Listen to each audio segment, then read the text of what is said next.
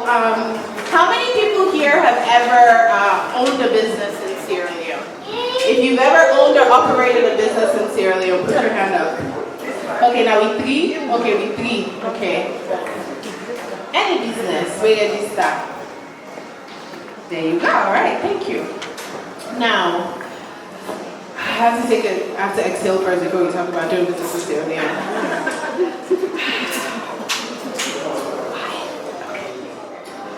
So, you really have to be made of something special. You know, they never wash you with babu. I really believe, like when we born, they be soaked inside babu bone. Then the water inside the system, because you need to be of a certain kind of temperament to be able to. It's not starting a business. Starting a business in Sierra Leone is very easy. You can register a business in Sierra Leone in 3 days. So starting is easy. Operating, running, managing employees, and then getting profits.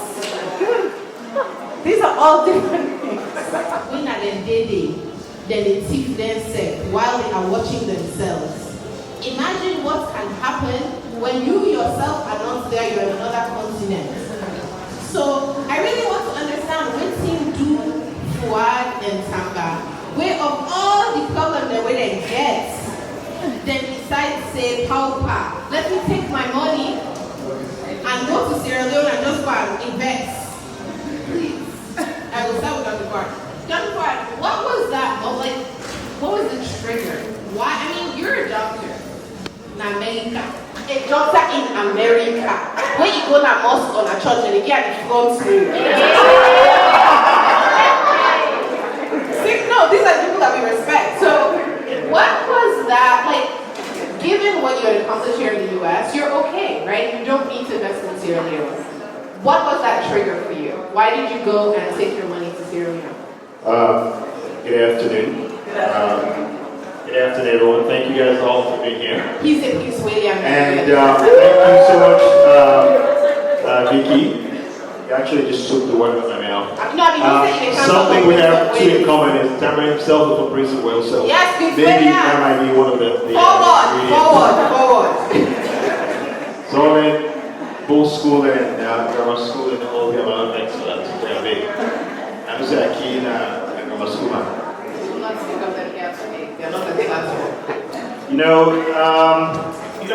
We grown up in Sierra Leone. I remember in the 80s, at the time, maybe 80s, late 70s, most of Sierra Leone, they come on US, UK, they want to come back. We get a strong economy. If you see Sierra Leone, there's a lot of study, you want to come back. You see that. Now, fast forward, late 80s, 90s, all my left, no one will come back at all. And I mean, for me, the biggest eye-opener for me in 2007, I do a medical mission at UV building.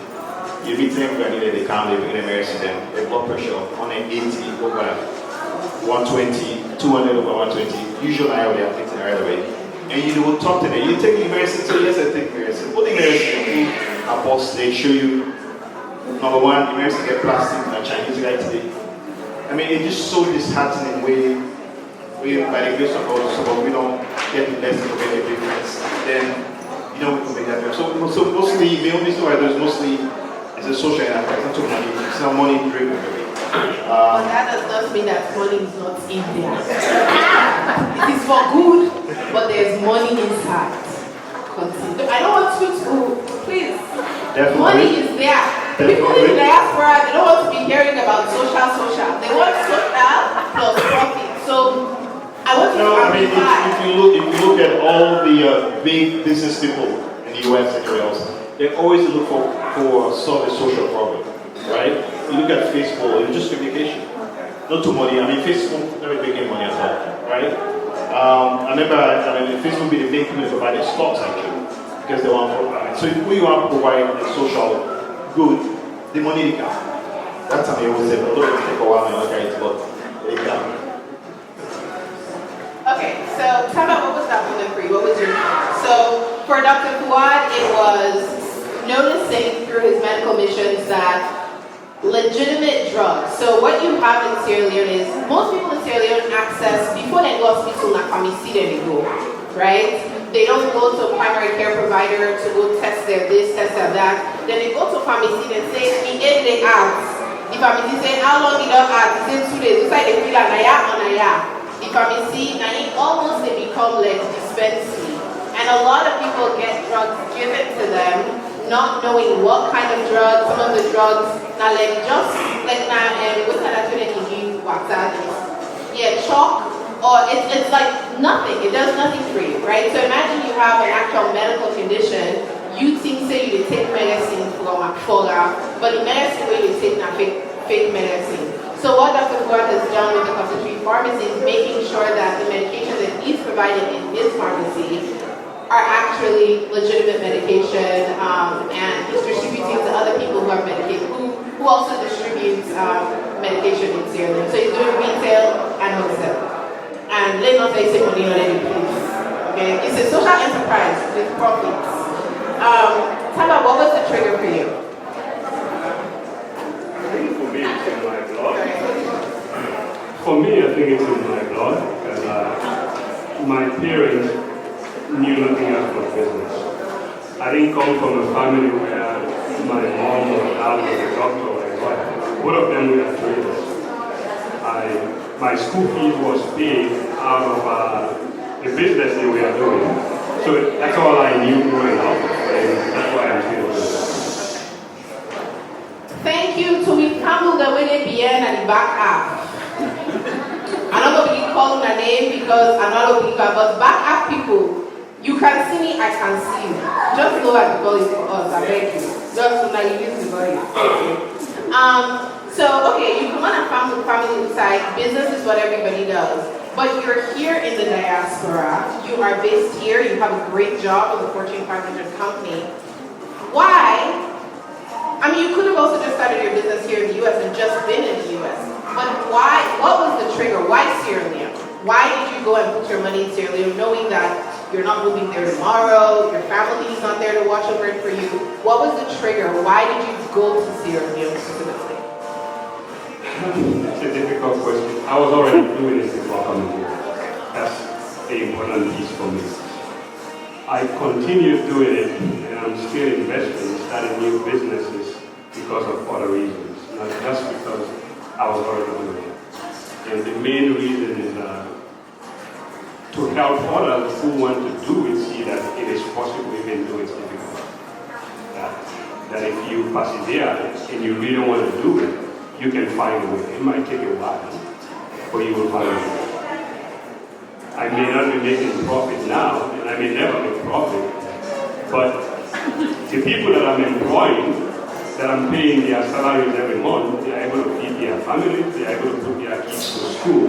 That means something to me. That means profit to me. Right? So that profit of taking care of others and hopefully sharing my story one day, where I started before I got to where I am, it may help others to either do it or just say I'm not going to do it. Tell me, okay, go ahead. I mean, as you wrong about this, Vickie, pharmacy business in Sierra Leone, anywhere else in the world, is a very profitable business. Okay? Just to digress completely, the counterfeit market in the sub-region is $5 billion a year. Fake medicine. This is the one where they sell fake medicine whole over South Africa. So the people that sell fake medicine is that they make about $5 billion a year, but you can say people that only do legitimate. So there's profit. And I can't lie to you, right? We are making good money doing it. Can we please talk about that? I mean, one thing that is a fact is that money didn't salon for me. It is virgin or green territory in many ways. Even though a lot of the retail in Sierra Leone is dominated by Lebanese Sierra Leoneans and Indian Sierra Leoneans, there's still a lot of opportunity. And the reason why I'm pressing on the profit is that I think a lot of times people in the diaspora, they tend to think of Sierra Leone, of this place of like, I want to go help, but the help isn't something that even can be sustainable. And I've always believed that the greatest way to help Sierra Leoneans is by creating jobs. The greatest way to help Sierra Leoneans is by giving them skills, right? And so if you are in the diaspora, it's important also for you to know that you can make a profit in Sierra Leone. So please tell me what you were telling me the other day when we were talking on the phone about the opportunities that have arisen from these small families who even start at 17 Pademba Road. Incidentally, which was the same location where my friend Adama and I had started our fashion company. The same spot is where he's renting now for his pharmacy. So please tell me about your growth. When you started, I think it was like 2018, correct? To now, how have things grown from this small pharmacy to what you're doing now? Well, you also forgot to mention you were involved in the Well, you know, in the marketing. I need help launch it and marketing, so of course it will be successful. You know this. I don't need to toot my own horn. Pen. It's okay. I don't like to talk about myself. I'm shy. I mean, for those who want to do any business in Sierra Leone, really, for me, for the health market is the biggest growing aspect in business to do in Sierra Leone.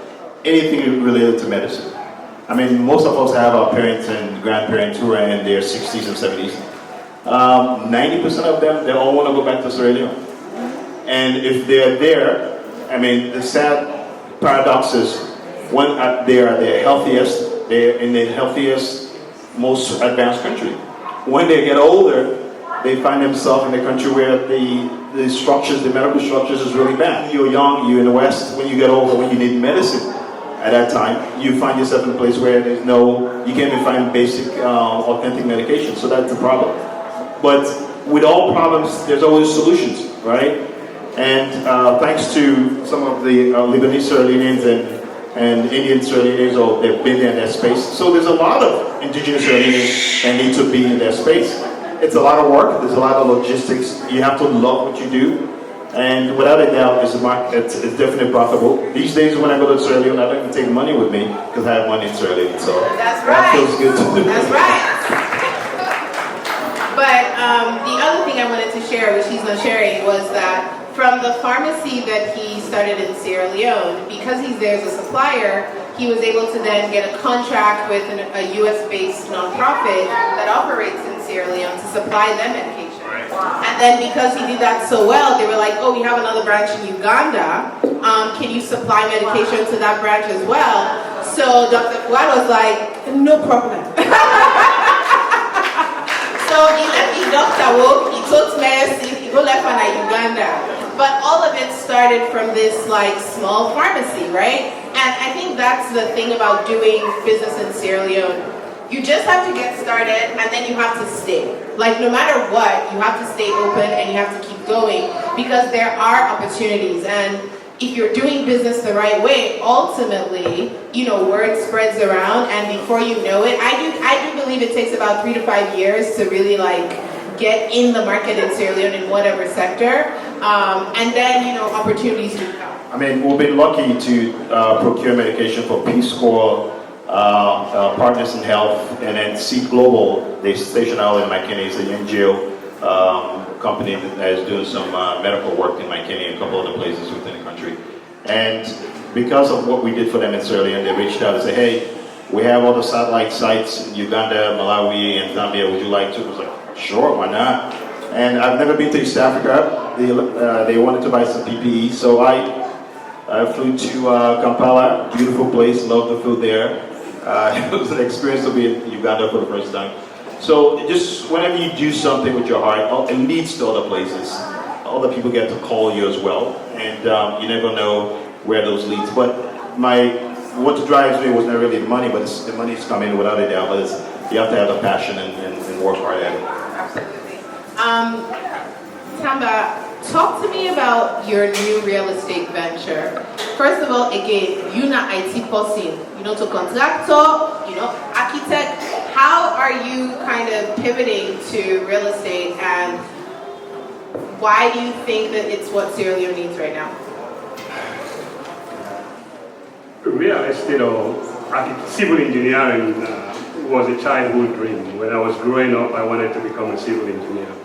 So at, let's say what, Form 3, Form 4, I had family members who were contractors, so I used to go out in the field with them doing work. Fast forward the war and everything else, accidentally I came across computers, and today that's all what I do for a living. So in 2019, myself and partner, we traveled with 53 plus African Americans on a heritage tour to Sierra Leone. And during this tour, we traveled and went to all the provinces, all the district headquarter towns, right? We started our tour in Lunge, we went to Makeni, we went to Kabbalah, we went to Rubonko, we went to Kenema, Bo, and we came to Freetown. And while I was driving with my friend who happens to be a civil engineer and has over 20 years experience, I was noticing the architecture and the houses all around the country, including the hotels themselves, right? We were disappointed because we didn't get the experience we expected from the hotels. And just as a joke, I said, you've been doing construction for 20 years, you don't even have a house for yourself, right? Why don't we start a construction business so that the next time we bring people, we lodge them in a house that we build? He said, if you're ready for it, I'm idle, I don't have anything, I don't have any job right now, let's do it. 2 phone calls later, we actually got a tip for 1 acre of land at Kent Beach while we were on the trip. And I said, okay, let's go for it. So we started the process. Long story short, we started thinking, how do we build houses that are luxurious, but at the same time affordable? Not the same way we build in Sierra Leone today, right? Somewhat a different way, eco-friendly. So we did some research and we came across a company in South Africa called Hydroform. They've been around since the 80s. They have a patent on a specific machine that you can use to manufacture blocks that use 80% subsoil and about 20% cement. So this means we can reduce the amount of cement we use to build the houses. And because of the alternative building system that they use, we can also reduce the amount of iron rods. And plus, the houses are much more healthier than the typical houses. And on top of that, these houses, the blocks themselves are like Lego blocks, right? So they are interlocking blocks. So we don't have to put mortar in the middle of this block. So we save on sand, we save on cement.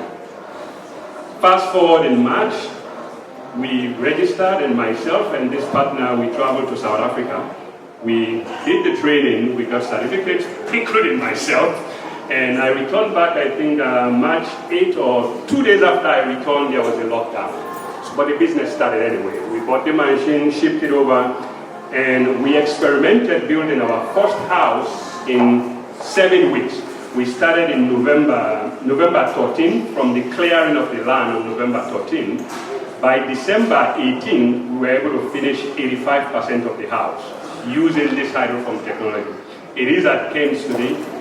We've employed, between 2019 to now, we've employed about 45 people, full-time, on salary, right? They come to work every day from Monday through Friday.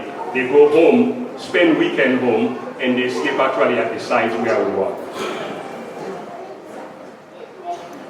How do I put it? We just wanted to change how real estate is done, because I've built the house before, following the conventional method. But every year I go, I still have to repair it, right? And I believe every one of you go through the same thing, right? If you build a house, if you ask for an estimate, whatever they're going to tell you, you're going to spend 10 times that amount, right? We want to see if we can get that right, so we can help you who wants to go home and buy a house that's already made with some warranties, the same way you will get the warranty here. Or if you have your own land, we can show you how to build your own house. So if, for example, using the conventional method, they give you an estimate that this house is going to cost $100,000. We can guarantee you that if that conventional method estimate is correct, we can build the same house better for $70,000, $30,000 less, right?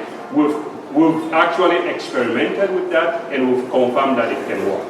And that's what drove me into the business.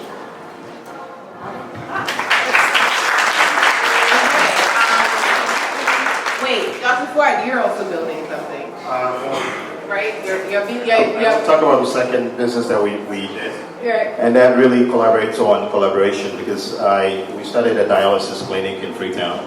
And so you can imagine if you were a Sierra Leonean, you have a funeral, wedding, and you're on dialysis in the US, you can't really go to Sierra Leone really to bury your loved one because of just the quality of dialysis there. So because of the cost that's associated with that, we'll partner with other partners. So collaboration is important. It's important. I mean, you might not have all the skills or the money, but collaborate with other people that have like-minded. So on this dialysis project, I have engineers, U.S. military people, two doctors, including myself, and accountant.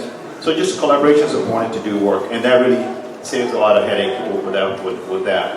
And the other project we now get into is BMD medical facility on Hillcoats Road. We're working on that. That should be coming within the next 6 months by God's grace.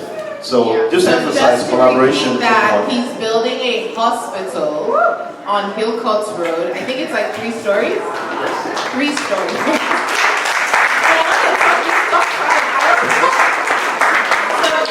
It started with medical missions, then from medical missions to the pharmacy, then from the pharmacy to the dialysis center, and now he's building a hospital. And I think that's like really, really amazing. So to summarize, what would you say is the biggest lesson? What's one thing that people in the diaspora need to know about investing in Sierra Leone? Well, to keep it short, you either gotta really love Sierra Leone or you're crazy. Right? So I think I have both. I love Sierra Leone and I'm crazy. But besides, for me, it's just the challenge. Without a doubt, everything you've heard about the difficulties of doing business in Sierra Leone is 10 times true. It is true. But with all that said and done, that should not stop you from doing. I mean, if you look at, some of you are good with U.S. history, it would not be easy here either, right? In the 18th, 19th century, this was not a pretty place to be. But others stayed here and they made it easier for us to come and enjoy here. And in the next 15 to 20 years, Sierra Leone area, sure, it's going to be a different place. If you look at all the young people now, I mean, that's what really excites me. Most of the young people really gives you a lot of energy. That's going to be a different place in the next 10 to 15 years. And the good thing is, most of the people who are blockading, they'll be dead in 5 to 10 years. I can tell you that. They got carried off. Tamba, what would you say is that lesson for you that you think that for people who are based here in the diaspora who are considering doing business in Sierra Leone, what should they know? What's the most important thing they should know? Everything Fouad said, plus trust but verify. Yes. It doesn't matter who you deal with, whether they are your mom, your dad, your uncle, your brother, your sister, it doesn't matter who. Trust but verify. And partner with someone who is based in Sierra Leone, who knows the system and who has a stake in the game, right? Meaning they are a shareholder. If they mess around with the money, they also lose, just like you will. I think that's the big one. And if you can fly under the radar, try to fly under the radar as best as possible. What does that mean? You probably haven't heard much about our real estate business and about some other businesses. Just next week we're going to be launching an education platform. This is the first time I'm saying it public. It's not public, right? Because the moment you start talking about certain things, you easily get in trouble with the people who don't want it to happen, for good reasons or for bad reasons, right? So until you've done all the things you need to do, to the point that there is no return, don't say it out. Right? We wouldn't have been able to probably build the house we just are building if we had made a big announcement and put a signboard at Kent. The harassment alone to pay for permits would have disappointed us and would have stopped the project. We did everything quietly, got all the things we needed to do, and the day it went public, this was December 18th, when the house was already built. You can't stop me anymore because it's already built. Right? so much. So to summarize, you really have to love Sierra Leone or you have to be crazy. Clearly, the three of us are crazy. All of the above. It does take, if profits is your only mission, you will not do business in Sierra Leone. That's just a fact, because it's so easy to just like be like, I can't take this anymore, I have to leave. But to quote a Nigerian friend of mine who was leading a bank several years ago, he also said, the reason why you have so many Lebanese and Indians in Sierra Leone is because there's so much money here. If money not in a country, falling and not it can be. So that's see when we said they fair now. Like I want to see what they are seeing. Oh, you are here, me too. Let's all be here together. Yeah. So a lot of people go to Sierra Leone, and sometimes the fact that like the entrepreneurship and like especially small and medium business is saturated by Lebanese and Indian Sierra Leoneans, it kind of turns them off and makes them feel discouraged. But there's still so much room. If you're innovative and you're willing to kind of like take chances and go out on a limb, and you're not just looking to go buy from China to come and sell, there are lots and lots of opportunities. So if you're looking for guidance and you know, lessons learned and supporters and collaborators, Fouad and Tamba are like just, their doors or their inboxes are always open. So please reach out to them for support and guidance. Ladies and gentlemen, our investors, Dr. Fouad and Tamba.